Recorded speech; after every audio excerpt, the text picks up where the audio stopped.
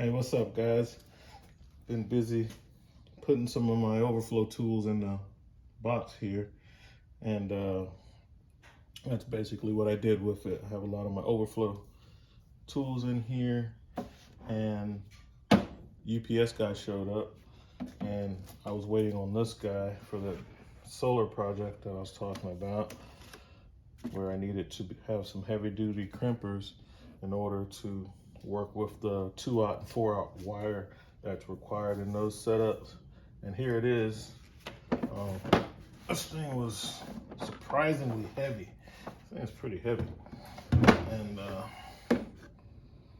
what we have here is this guy right here, which is pretty stout. You want to change the dies. What you're gonna do is unscrew it, take the pin out, and then you can remove the dies. So I got it right now set up for 2-aught wire. I mainly be using 2-aught and 4-aught. It comes with like 13 different sets of dies. The little small ones are kind of like useless.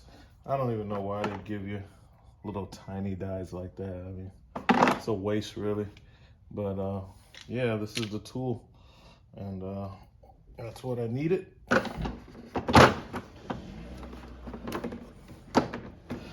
Close him up. It did come with a bunch of extra spare O-rings and washers, so when it does start leaking, you can repair it, because by the time that happens, you will be in need of that. I'm gonna move you over in front. So I started loading out the cart, and like I said, I had a specific purpose in mind for this. We got my chargers in the top. Hadn't really put the pry bars and stuff in there yet, but as you can see on the sides, they do have those. And overflow wrenches. I love these Duralast wrenches. Before I got my first snap-on set, which I wanted to do a video on wrenches today anyway, I was surprised how close these are in feel and size to my snap-on wrenches. As a matter of fact, let's take this metric set and I'll put it on the snap-on box. But I'll just run through the drawers real quick. I got some pliers in there, a little bit of sockets and a few ratchets in there. Home Depot has I moved some screwdrivers and picks and stuff over here. My overflow power tools over there. A little bit of electrical, and then move some of the hammers and some odds and ends. So I have this set up to work on that project, and I'll tell you about it later. I'm actually going to be moving this box and putting it on site, so I kind of wanted to use some of my overflow tools. Definitely didn't take all of it by far. Let's move this guy out of the way. Let's take a look at these wrenches real quick, all right? So these are my Duralast wrenches. Story behind these wrenches, I went through, and why I have so many different sets of wrenches. Spider right there. I was working on a 1994 Camaro. I got a 1994 Camaro, and I needed to change out the temp sensor for the coolant temperature sensor, and I just couldn't. You can't get a socket on it. You have to use a wrench. I went through 3 sets of wrenches. Everything that I could get on there was spreading. It was opening up, and finally I went to trying to use the box ends. All the box ends, they were too thick. Didn't have the strength, and it was too thick, you know. So I needed something thin. So I bought a couple sets of these, and as soon as I put it on there, crack, it worked. So these were great. And then I started using these things, and I was like, man, these wrenches they're pretty good. And on top of that, they have like the flank drive plus type deal in there, right? To where it has the grooves. So it didn't spread on me. I had never had a problem with these spreading on the open end. The box ends are thin enough to where it can get on there, and they've been awesome wrenches all the way around. So pull out a set of the snap-ons. So there's a Duralast 19. There's a snap-on 19. No, I'm not saying they're the same. I'm not saying they're made in the same factory. Snap-on's made in USA and snap-on plants, and the Duralast is guaranteed for life, but it is made, let's see, made in China. So these are made in China, these are made in USA. But man, when I sized them up and I put them together, as you can see, the very, very similar. The beam, they're not all the way. The Duralasts are actually a little bigger.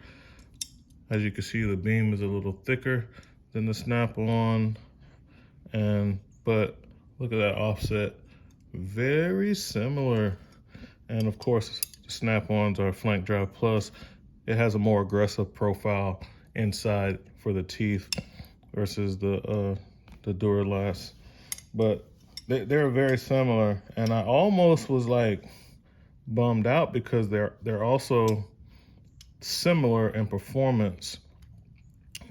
And you see that on the box end, how the Duralast is ever so slightly thinner than the snap-on.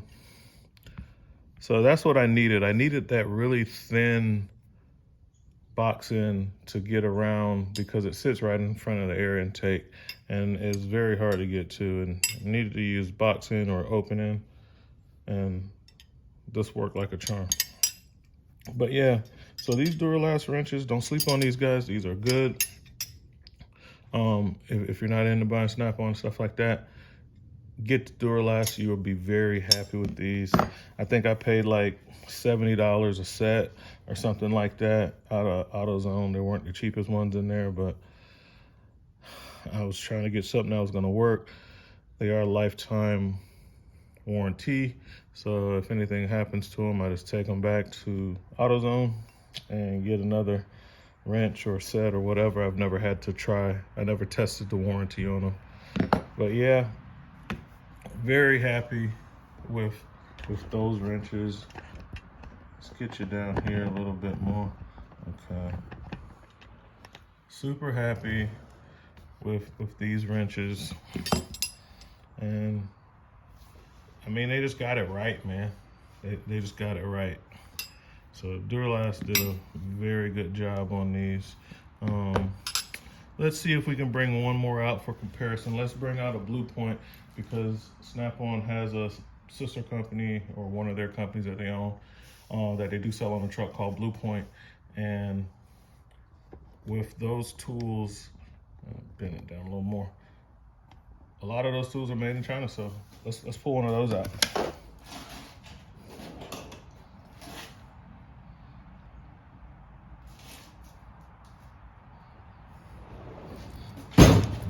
All right, so there's a Blue Point, absolutely no stamping or anything on the back. I do like these wrenches. These wrenches are thicker than the Snap-on, and the reason I keep highlighting that is because a lot of mechanics that don't like, professional mechanics that don't like these, is because they say they dig into their hands. They don't work with gloves or anything like that, and they say the Snap-on wrenches hurt them. This being the Blue Point, as you can see, it's about twice as thick on the beam, a little bit shorter. This being the Blue Point, Snap-on's in the middle.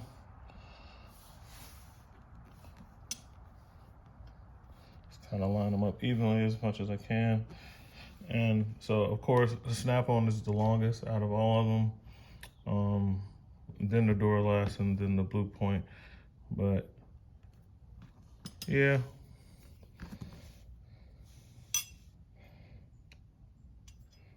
And let's get the Duralast. The Duralast is, they did a good job rounding. So they did more like the snap-on where they rounded off the edges for comfort. Duralast did that, whereas the Blue Point is more of just has more of a harsh corner on the edge. But I really like these wrenches. I like the way they feel because they are a little wider. My hand's a little big, so I like that too. That's all for now. Our VTech Pro out.